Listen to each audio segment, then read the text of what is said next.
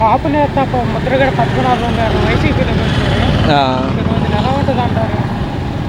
ఇంకా ఇది ఆయనకి జగన్ గారికి ఇంకా ప్లస్ అవుద్ది దానివల్ల.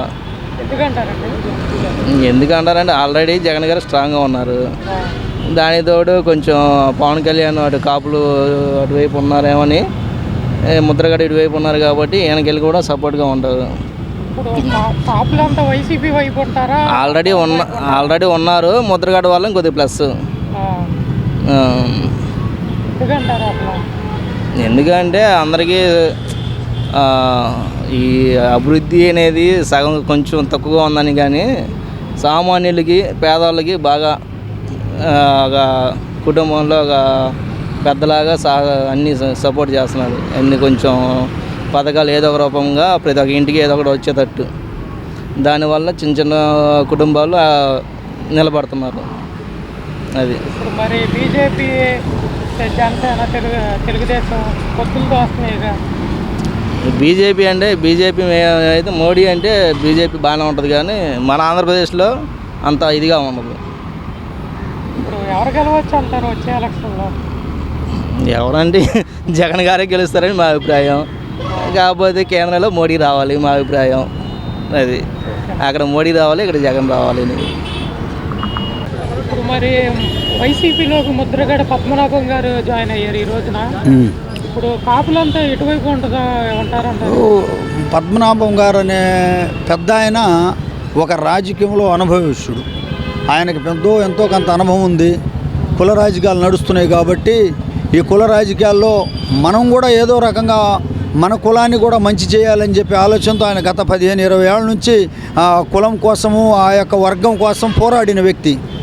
ఇప్పుడు పవన్ కళ్యాణ్ గారు సీఎం అవుతాడంటే మేమందరం సపోర్ట్ చేస్తామని అన్నారు. ఇప్పుడు ఆయన సీఎం కాదు కదా, కనీసం 30 సీట్లు కూడా లేకుండా ఇవాళ తీరా చూస్తే 21 సీట్లో వచ్చారు. ఆ 21 సీట్లో కూడా వాళ్ళు ఏదో కుట్రపూరితంగా చేసి వాళ్ళకి టీడీపీలో నుంచే పంపించి వాళ్ళలో 10-12 మందిని వాళ్ళకి సంబంధించిన ఎమ్మెల్యేలని పంపించి పవన్ కళ్యాణ్ గారికి కూడా ఏదో మాయ మాటలు చెప్పారు. పవన్ కళ్యాణ్ గారికి తప్పు లేదు, తన ఉన్నట్టు మాట్లాడే వ్యక్తి. అతను ఏం చేయలేదు కాబట్టి నేను వస్తే ఇది చేస్తానన్నాడు. చంద్రబాబు నాయుడు 14 ఏళ్ళు ముఖ్యమంత్రి చేశాడు కాబట్టి ఆయన ఏం చేయలేకపోయాడు. ఇంకా మళ్ళీ వస్తే ఏదో చేస్తానని కూడా అంటలా. ఈ రాష్ట్రంలో రాష్ట్ర ప్రజలందరికీ కూడా చంద్రబాబు నాయుడు గారు ఎంతో రుణపడి ఉండాలి. ఎందుకంటే ఆయనకి ఇచ్చినంత అవకాశం ఏ ముఖ్యమంత్రికి ఇలా అన్నేళ్లు పరిపాలించే అవకాశం ఈ రాష్ట్ర ప్రజలందరూ ఇచ్చారు. కాబట్టి ఆయన ఇంకా ఈ రాష్ట్ర ప్రజల కోసం ఏదో కేంద్రంలోనో చేతనో పెద్దరికం చేసి ఈ రాష్ట్రానికి ఏదైనా మంచి చెడు జరిగే వాటికి సపోర్ట్ చేయాలి తప్ప మళ్ళీ అదే పాత కుర్చీ కోసమే తపనపడటం అనేది బాగలేదు. కాబట్టి ఈసారి రాష్ట్ర ప్రజలందరూ కూడా సురక్షితంగా ఉండాలంటే ఇంకొకసారి జగన్మోహన్ రెడ్డి గారి అవకాశం ఇస్తే బాగుంటుంది అనేది మా ఆలోచన. కాపు నేత ముద్రగడ పద్మనాభం గారు చేరారు. ఇప్పుడు కాపులంతా పవన్ వైపు ఉంటారా, వైసీపీ వైపు ఉంటారా? మంచి ఎవరు చేస్తే వైపు ఉంటారు. ఇప్పుడు కొంత అనేది ఫీలింగ్ ఉంటుంది.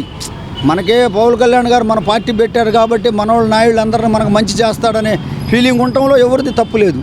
కానీ ఆ అవకాశం వాళ్ళలో ఆయనకు కల్పించరనేది మన ఆలోచన. వాళ్ళు కల్పించరు కాబట్టి జగన్మోహన్ రెడ్డి ద్వారానే కాపులకు కానీ లేదా బీసీలకు కానీ లేదా ఇక్కడ కొంతమంది బీద ఓసీలకు కానీ న్యాయం జరిగే ప్రక్రియ జగన్మోహన్ రెడ్డి గారి ద్వారా వస్తుందని చెప్పి కూడా ఈ సందర్భంగా మీకు ఈ రాష్ట్ర ప్రజలకు అందరికీ తెలియజేస్తున్నాము. వచ్చే ఎలక్షన్లు ఎవరు గెలవచ్చండి? ఖచ్చితంగా జగన్మోహన్ రెడ్డి.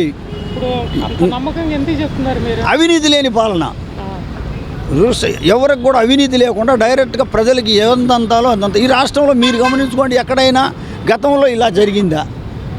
రాష్ట్రం విడిపోయిన తర్వాత అన్ని వనరులు ఉన్నప్పుడే చంద్రబాబు నాయుడు గారు దీన్ని డెవలప్ చేయలేక ప్రత్యేక హోదా ఇస్తామంటే కూడా మోడీని ప్రత్యేక ప్యాకేజీ ఇవ్వమని అన్నాడు. ఆ 5 ఏళ్లలో మళ్ళీ మోడీ గారు బాగా చేయలేదని మళ్ళీ ఆయన మీద అపండాలు వేశాడు. ఇప్పుడు గెలిచే అవకాశం లేకుండా తన స్వార్థం కోసం ఈ రాష్ట్ర ప్రజల్ని డెవలప్ చేసే ఆలోచన చెప్పకుండా నరేంద్ర మోడీ గారితో నేను కలుస్తాను, నేను ఓడినా గెలిచినా నీతోనే ఉంటాను, నేను పొరపాటు రేపు ఓడిపోయినా నాకు కేంద్ర గవర్నమెంట్ సపోర్ట్ కావాలని చెప్పి మోడీ గారితో సపోర్ట్ తీసుకున్నాడు. ఇప్పుడు ఒకప్పుడు మోడీ గారిని తిట్టింది చంద్రబాబు, ఇప్పుడు మోడీ గారి దగ్గరికి పొత్తు కోసం వెళ్ళారు. అలా ఉంటుంది ఆ పొత్తు అదే అతని స్వార్థం కోసం. జనం ఈ రాష్ట్ర ప్రజలు మంచి చేరడం కోసం కాదు. ఇప్పుడు నువ్వు చేసావు కదా, మొన్న కాంగ్రెస్ గెలిస్తే కాంగ్రెస్కి నేనే పొత్తు ఇచ్చాను, నేనే గెలిపించానన్నావు. రేవంత్ రెడ్డి గారికి నేను సపోర్ట్ చేస్తేనే అక్కడ ఆయన సీఎం అయ్యాడన్నావు. ఇప్పుడు మళ్ళీ నరేంద్ర మోడీ గారితో కలిసావు. ఒక చెయ్యేమో కాంగ్రెస్ వైపును, ఇంకో చెయ్యేమో మోడీ వైపు, ఇంకో చెయ్యేమో పవన్ కళ్యాణ్ గారు లేకపోతే గెలవలేమన్నట్టు. అలా ఒక 45 సంవత్సరాలు అనుభవం ఇన్నాళ్ళు సీఎం చేసిన ఆయన నిజంగా గతంలో మేలు చేసి ఉంటే ఈ ఇన్ని పార్టీలను కలుపుకొని జగన్మోహన్ రెడ్డి మీద యుద్ధానికి రావటం అంత అవసరం లేదు కదా. ఈ పాలనలో అవినీతి జరగల. 2.5 లక్షల కోట్లు ప్రజల దగ్గరికే వెళ్ళింది. ఆ డబ్బు ఆనాడు ఆయన ఉన్నప్పుడు ఎందుకు వేయలేకపోయాడు? ప్రత్యేక హోదా తెస్తానని అవకాశం ఉన్నప్పుడు ఎందుకు ఆ ప్రత్యేక హోదాని, అదేమన్నా సంజీవినా, ప్రత్యేక హోదా ఉన్న రాష్ట్రాలు ఏమి డెవలప్ అయినాయని చెప్పి దాన్ని ముంచి ఈ రైతులందరినీ రుణమాఫీ చేస్తానని అవి కూడా చేయకుండా ఈరోజు అన్నీ చేసేస్తానంటే అది మంచి పద్ధతి కాదు కదా అనేది మన ఆలోచన.